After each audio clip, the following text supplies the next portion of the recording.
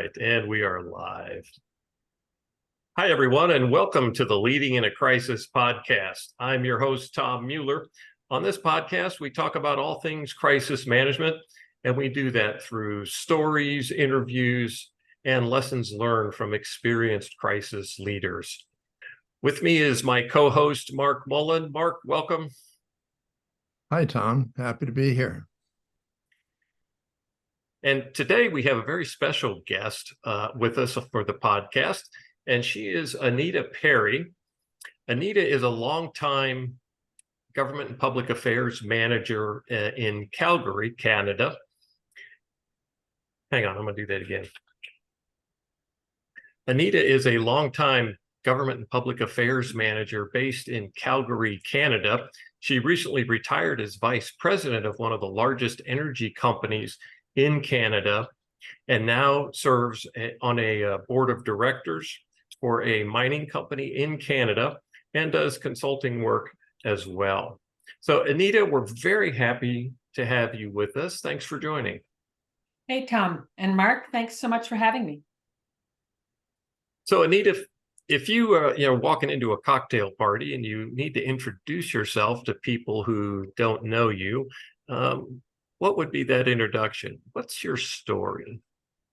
My story, well, I've worked my entire career in communications. I've worked on the government side, I've worked in the corporate side, and I worked in the nonprofit side. So all of my roles have always been to do with communications or government relations, public affairs. So that's my whole career. I worked for large companies, small companies, government agency, and then ended all of that and decided that I wanted to do something different and now serve on a board of directors. I've served on a few boards of directors, but today I'm active on one board of directors as a director.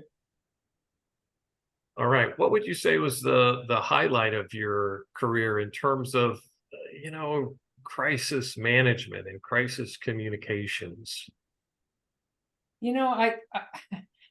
I don't know if there was a high point, but having served on more than 35 active incident crisis management events, I'll tell you, they were all different. And I think the highlight was maybe that I like doing it. And I'm a firm believer in communication, and in a crisis, everybody needs communication. So I think that would be the highlight. Yeah, it's interesting. Kind of funny to call it highlights when you're all responding to crisis. Maybe the question should be, what was the best of the worst? The best of the worst was probably one where the media attention died very quickly. And that was the best because we obviously managed it well. Because it was a big incident. Interesting. Was that a remote incident? It was an environmental incident, yes. Very remote or? Remote, however, a lot of attention. Sure. Okay, thank you. So Anita, just drilling in on that point just a moment, because you said you thought you handled it really well. What was it about that response, as you think about it, that you thought went really well? We had a holding statement out very quickly. So we wrote our own story rather than somebody writing it for us. Number two was we were well prepared. We had a really good communication plan, and we also had the relationships already developed. So I can't think of one relationship that was missing. So, we were quick to get to people about the incident. All right. Well, listen, let's turn and talk a little bit about your experience on board of directors, because I know that's something that you've been passionate about. And thanks, Jeff. Hang on, guys. Hang on just a second, Anita. Yeah. Okay, you're good, Jeff. Thank you. I'm going to re-ask you that question again, okay? Had an interruption here. So, Anita, I know one of the things you're passionate about these days is serving on boards of directors. And that's an experience that relatively few people get in their careers and lifetimes. So I'm curious, your experience around working on boards in particular, what's the focus on crisis management, or what should it be? Serving on the board of directors for a small mining company that had, yet to begin construction or production, obviously, one would think, why do you need crisis management? You have no activity, and why should it be a priority? Because you're really dealing with permitting, funding, engineering, and those kinds of things. But I learned that setting up the elements of crisis management is a very long process. And I learned that in working for a very large company. It's a long process, but if it's done right, it's going to pay off in spades once activity begins. So the early work gets management's heads around crisis management. And in a small company, as a member of a board of directors, you're fairly involved in management, involved or informed, I should say. You don't want to be involved in the management. And so, the board of directors come with their own sets of expertise, and mine was in my career and my skills. And so, early on, I said, I know we don't have activity yet, but we really need an incident plan. We really need a management plan and a communication plan. And the other thing with small companies, and what people kind of forget, is that there are many more small natural resource companies than there are large natural resource companies, whether it be forestry, mining, oil and gas, etc. And so there's a lot of them. They don't have huge, big crisis teams or even big management teams. So it's a kind of an all hands on. And that's what I've enjoyed as a board member of a small mining company, is you get to help them out and you get to be involved. And so, I put my hand up and said, I can help get a crisis management plan started, get crisis communication started, And so that's what I did. And, a few key elements for those early days for a small company is you have to have identified personnel and roles that could serve on a crisis management, because you're going to start activity someday, and you're not going to start an activity with a fully complemented crisis capable team. So identify the personnel and the roles that will serve in the crisis. The other thing was that you can do early in a small company is, make sure that you have accurate contact information of all those government people, all the emergency providers, your neighbors, your stakeholders. Make sure you've got those lists ready, because you're going to call on them for support, or you're going to have to, notify them. And, a basic strong communication plan and identification of those authorized spokespersons is incredibly important as well. Somebody's going to have to talk. And you're probably not going to have an experienced media relations person on site. So, Anita, the challenge, I think, today for directors in companies, is figuring out, how to influence what's happening in the companies, and asking the right questions, poking around a little bit to identify weaknesses. We see that with ransomware issues now, where boards are becoming much more engaged with management around those types of cyber crime and preparedness issues. As you think back on your experience there, how much of a challenge is it identifying those kinds of issues for directors? I don't think it's a big difficulty identifying the issues, but what you bring is that early work gets management's head around crisis management, because they may not be thinking about crisis management because they're saying, well, we don't have any activity, but you have to get it in place. So, as a board member, we have time to sit back, because we're not dealing with the minutiae of the day. And we're bringing we're bringing another perspective for that management team, though they have the experience of what's actually happening on site. So the board members is that oversight again. And one of the critical elements today, as you said, in the environment that we live in, you have to have credible plans in place so that in the event of a crisis, there is going to be a crisis. I don't know what it's going to be, but there is going to be one, that you have things in place and that you're trustworthy. So, board members on these small boards, I think, can influence management to think about crisis, to think about environmental issues. And that was the role that I think our boards are playing. Anita, if I could ask you a quick question. You're talking about a board level involvement that to me is really interesting, because you've talked about the crisis management plan and having the input to get the board and the actual organization to begin thinking about crisis management. And by the way, what you talked about as being important, I see as absolutely important too. So thank you for sharing that. But on top of that, you're the crisis communicator. So you're basically embodying crisis management plan and a crisis communications plan. Do you see those always working well together, or do you see a danger of having a diversion between one and the other? No, I see them working well together in my experience. And I'm a firm believer in how well they can work together and should work together. Good. One of the other issues I kind of wanted to chat with you about today, Anita, was, working with management.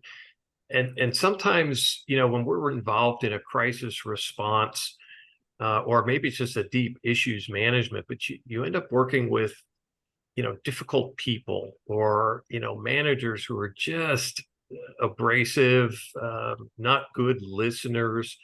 I wonder if you have had any of that type of experience over your career, and what your advice would be for getting on with difficult managers.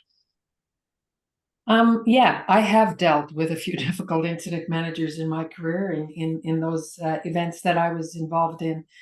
I look back, I really believe that the difficult incident commander, or anyone on that incident team, actually, I really think that it was a lack of confidence rather than being difficult, and it played out in being, a difficult person, because obviously they have skill to be the incident commander, but it's a lack of confidence. So I think, a strong crisis or incident management plan that's practiced and that's understood goes a long way to providing that confidence to the incident commander. And the other thing that I noticed too was, in exceptional circumstances, deviating from the management plan could be necessary. But I can't think of an incident management experience of mine that warranted the commander on their own to deviate from the plan. That's when we had trouble. And also, I've noticed that by definition, when we're doing crisis response, we're working under stress. And a lot of times people handle stress really differently. So I think what you're describing is some of what walks in there. It's not just confidence, it's they're now under stress and they have to do something they don't do every day. Yeah. And, I found, so I was always on the communication side of an incident management, right? And I found that in the thick of things, my team members, who were all communications professionals, could provide confidence to the incident manager when they had a working relationship ahead of time, ahead of the crisis, with that incident commander. So a specific staff member who on their daily work worked closely with that person in whatever they did in their daily work. I tried to get that team member of mine in to work with that commander, because there was a trust, there was confidence, and the communications was so incredibly important, because they're managing inside the company and they're worried about what's going outside the company. So my trick was to put whichever one of my staff knew that incident commander from their daily work, and it seemed to help. Yeah, it's fascinating. I think there's a saying in the crisis management world that says, the day of the crisis is not the day you want to be meeting your incident commander. You want to have some kind of an established relationship there. And I think back to my deployment out during Deepwater Horizon and into New Orleans, and I met the company's overall commander for that response, when he turned up in the command post that day. And that's kind of a terrifying thing when you're working a very large incident, and now you're working with a senior executive or incident commander who you've not worked with before. You don't have that established credibility yet. You've got to earn it. It just adds a lot more stress and pressure. So your point about, putting people who know that incident commander in to work with them is a very a good one in my view, because it helps build that comfort level and confidence. Yeah. Yeah, go ahead. I was going to say, and it always worked in my case, but I recall one commander, who tried to play almost everybody's role. And what happened? He burned out in a few hours. And in a subsequent incident management situation all over again, that commander was in the room, and I'm really happy that his supervisor, put him back in the chair, because he was skilled. Put that commander, but this time he was not playing the commander role. He was playing a different role, and he was awesome. So he just wasn't the one to be the commander at that point in his career. Yep. Right. He had to learn a bit, to build the skill sets, the confidence, the knowledge and awareness of how this whole response system works. Right. Everybody has a role to do if you're working in incident command system, for example. And that's part of the challenge of a good manager or incident commander, is letting people do their jobs. So Anita, that raises another question for me is, when you think about your team, people you've worked with and developed over your career, how do you build that confidence in those employees so that they feel comfortable stepping up and leading in a crisis, as opposed to just sort of showing up to be told what to do? I really believe that it's in the skill set, and I think they have to be a team player. They have to have confidence in their skills, and that's where you as a leader, can help them have some confidence in their skills. They have to have a strong desire to learn. I had some who wanted to be in right away. Put me in, coach. I'm ready to play. And, because they just had a strong desire to learn. My experience is that fades over the course of one's career, but sometimes. But the other thing was guide them to be inquisitive and resourceful. So when you get into an incident command situation, you don't want to be the person interrupting, asking questions. Well, what's this? What's that? What's this? Asking all those questions. You have to be inquisitive, but what I also wanted them to do was to be resourceful. So I told them, don't ask your question if it's going to interrupt things. This is a crisis. People are tense. Keep it to yourself, or you have your laptop, find the answer. Go online and find the answer, either whether it's inside the company or outside the company, but, answer your own question and find that solution and help with the solution, rather than just sitting there asking questions. But the other one was a tough one. And this was, be available and stay focused on the task at hand. Call your family. I'm not going to be home for 12 hours. I need to be focused on this. It's part of my job and I want to do it. So that was incredibly important. But also, tell me if you can't do it. And, I'll put somebody else in the chair. But, so those were some of the things that I think I tried to work with my team on. Well, often it seems like, people aren't sure if they could do it or not. And, I'm recalling an experience where we're working an emergency incident, and I had one particular person kept coming to me and bringing problems. And every time they showed up in front of me, they were bringing me a problem and asking me what was I going to do to fix this problem that they had identified. In fact, what I needed was a solution, right? Yeah. If you've got a problem, go find me a solution and then bring it together, right? And this person wasn't able to make that connection, and I ended up just demobilizing that person fairly quickly because they just didn't have the right mindset to be in crisis at that point in their career, right? So your point about answering those questions and being productive, don't bring me problems. Yeah, but I've seen people get emotional, and I don't, we say we're in a culture where don't say they're failing, they're emotional. Well, you know what?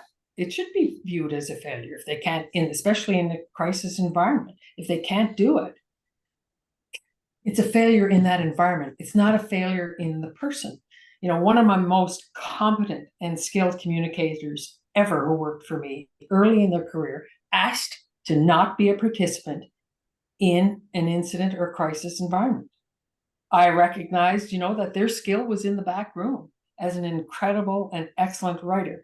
So, fear of failure was at play there, but I didn't put them in that situation because that's not a time to set somebody up to be ridiculed or to be, to really break down. So I think we have to look at that, and we can say, I've had CEOs who I counseled to not be the spokesperson because there was no way they were going to do it. And be an effective communicator, you mean? Exactly. Yeah. This whole conversation goes back to, as you were talking about, even the incident commander who lacked confidence from the start through each of these conversations. We're really back to one of the core tenets of incident command, which is you always put the most qualified person in the best position for them. And this is all part of deciding who fits where and recognizing experience, recognizing temperament, all of that folds in. But I think what's sometimes missing in that, and this is back to your comment about, somebody failed. All of incident command is built around, if somebody can do your job better, let them do the job. It's too important that it be done right to try to hold on to something. And along with it, you have to have a sense of this. It's not a failure that you get moved over to be a good writer. We need a good writer, and you're the best we got. So, Anita, as you think about effective leaders that you've worked with, whether incident commanders or corporate executives, what would you say are the characteristics that help them to be successful in that environment, particularly in those high stress environments? Any particular sort of incident commanders that might come to mind, and what you thought they did really well? Somebody who was a good listener, and somebody who was calm and, stuck to the plan and stayed with it and saw it through, but also exuded a personality where people could speak up. And, because an incident command situation can be very tense, as you know, and you got to follow the rule, and this person talks, and this one's reporting, and that one's reporting, and then you've got a CEO on the phone demanding to know what's going on at all times. So to me, it's really somebody who exudes confidence and calm, and that's it. And just because somebody doesn't exude confidence and calm doesn't mean they're a bad leader, but they're just probably not a really great incident command person. I had somebody ask me, I was at a training a couple of weeks ago, and one of the leadership of the organization I was training ask me, based on your experiences, which was the most embarrassing moment that you faced? And I know that's a left field question, but as well as what's been best, what was the one thing that you just thought, I never want that to happen again? Not being prepared, Okay. not having accurate contact information at the ready. That is probably my most embarrassing. Wow. Mhm. Because everything hinges on that, doesn't it? It's Absolutely. hard to talk about what you're doing if you don't remember who to talk to. Absolutely. Right. And Mark, when I think about that question, the phrase that comes to my mind is quotes I'd like to have back. So those just sort of ill-timed things that you say to a reporter in a high-stress situation that prove to be inaccurate or just not the right thing to say at that point in time. And those things happen in those high-stress situations, right? I'll just have a chapter in my book that I will call that quotes I'd like to have back and the storylines behind them. I had to say my most embarrassing point was all the times that the communicators would develop content and take it up for unified commanders and command review, and it would come back with all the misspellings circled. It's just so embarrassing when you try to do your best work and you don't spell words right. Not to mention it just threw you back into the approval process. Yeah. Well, that raises another interesting point here, Mark, just around the approval process, which, as we know, is one of those things that if it doesn't go well, can really hamper communications getting out in a timely fashion. Anita, I'm wondering in your experience, if you've seen situations where that approval process wasn't working and how you dealt with that or fixed that. Have you seen that? Yes, absolutely. And it all hinged on the lawyer who was at the table every time. And the ones that went smoothly were not necessarily the most experienced lawyer, but a lawyer who was confident and who respected the communications role, Often at an incident command table, that's just the PR person. But when you had a lawyer who respected what you as the communicator do, and they were quick to approve and had confidence to approve, all was awesome. And I can visualize the great days of having a good lawyer.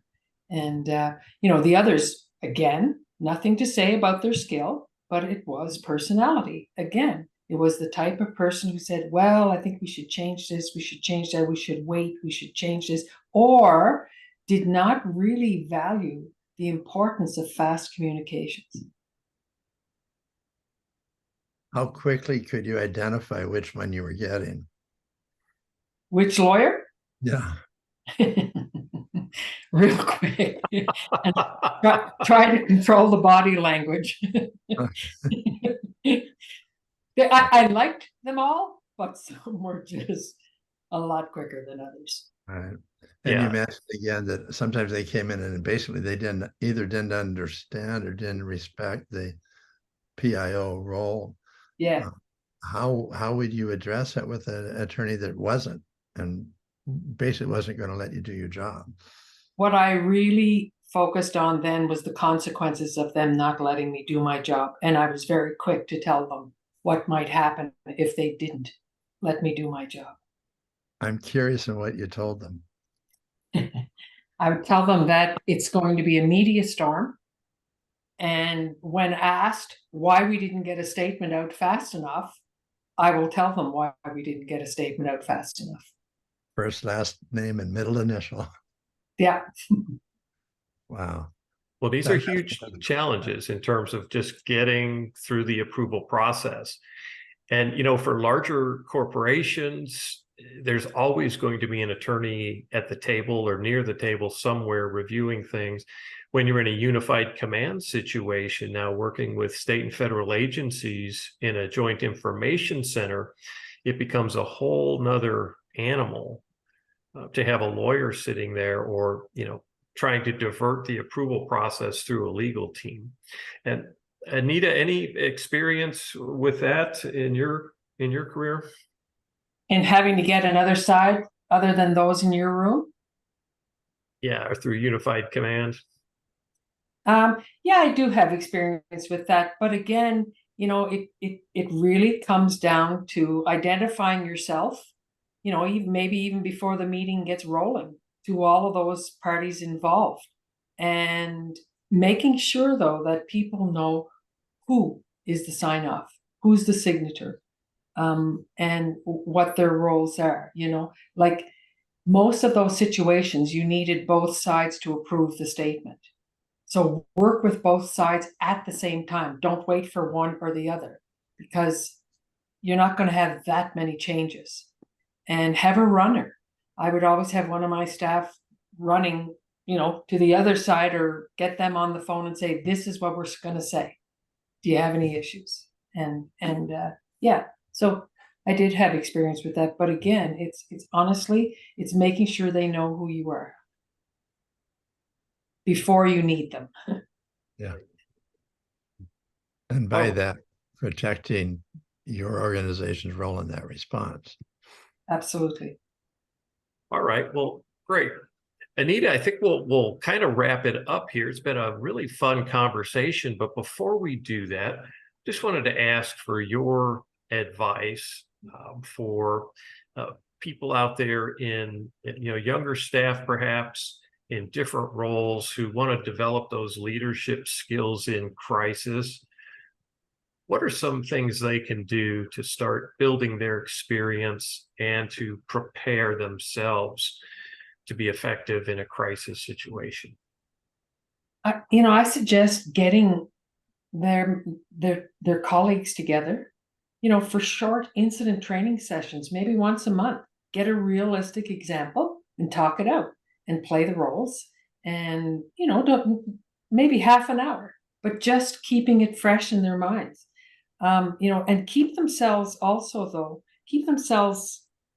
informed about what critics of their company, whether it's the media or special interest group, are saying about them.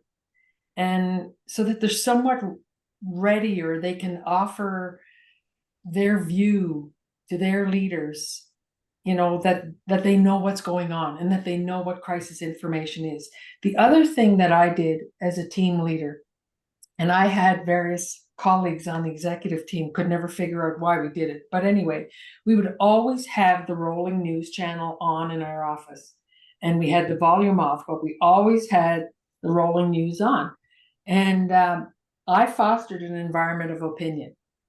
So we commented on everything from sports to domestic issues to whatever. We would just come and we would talk. And, I personally learned a ton from that, because I observed my team members and how engaged they were. And we would solve everybody else's crisis by just watching and listening. And, I definitely learned what my biases and my blind spots were. So it was, when I think back to the learning and how much fun it was and how it fostered team, but we'd have that rolling news channel on every day, all day. And so we knew what was going on. So you have to be current. And that's what I would tell young people in communications is, you have to know what's going on. You just have to be interested in the news and see what other people are doing, and know who your critics are and know who your friends are. Great. All right. Anita Perry, thank you so much for taking time to join us today on the Leading in a Crisis podcast. And for those of you listening, we hope you'll hit that subscribe button and come back and join us often for future episodes. Thanks, Tom and Mark. You bet. Thank you.